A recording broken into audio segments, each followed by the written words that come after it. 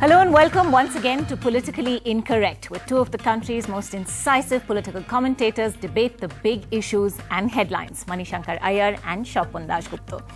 Well, today we'll look at how corruption is back to haunt the BJP and its first government in the south, and will the party sacrifice PS Yediyurappa or be seen to have double standards on corruption? That discussion comes up in the second half of our program tonight. But first, it's the government's flagship program to provide guaranteed work to the poor for a minimum of 100 days in a year. But the NREGA, or MNREGA as it's called now, has been mired in corruption and problems of implementation. The new Rural Development Minister, Jairam Ramesh, has roped in the government's auditor now, the CAG, to devise special audits and tougher checks in states. But do the NREGA's problems go beyond corruption and flawed delivery mechanisms? Is there a more fundamental flaw in the scheme itself? The Agriculture Ministry also wants the NREGA now suspended during peak farming seasons because it says it pushes up labour costs. We're asking tonight, has this flagship scheme of the UPA government boomeranged, and is it time to scrap NREGA altogether? We'll take opening comments from both our panelists. Mani, we'll start with you. You have 40 seconds. I do think corruption is a serious problem, but I don't think it's the most serious one. And certainly the solution does not lie in throwing the baby out with the bathwater, because 2 decades of accelerated economic growth, GDP growth, fueled by the reforms process, has certainly given us a higher trajectory of growth, but has not given us a higher trajectory of employment. And in view of this, I think this flagship program is the single most important measure designed for that approximately 70% of our population that has a consumption of less than 20 rupees a day. Now, what's wrong with the program is fundamentally that nobody has got 100 days of work.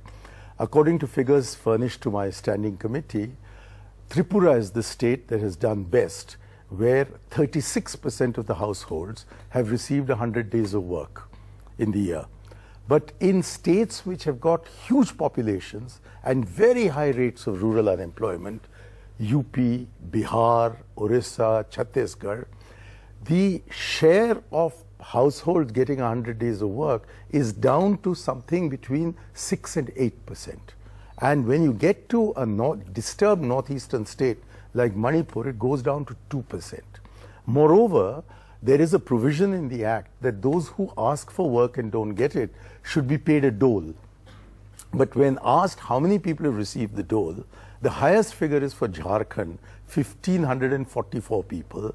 And you have the amusing case of Kerala, where the figure given to us is 1 person has been paid the dole. Let's just get and Shapun most in at states this point. and UTs haven't been given any of this dole at all. Was the NREGA just a quick fix solution? Was it a vote getter for the UPA that's now fallen flat on its face? Look, for the past 4 years, the country has spent approximately 135,000 crores on the NREGA scheme. At this stage, it's a colossal amount of money. At this stage, we talk about that it's faulty design.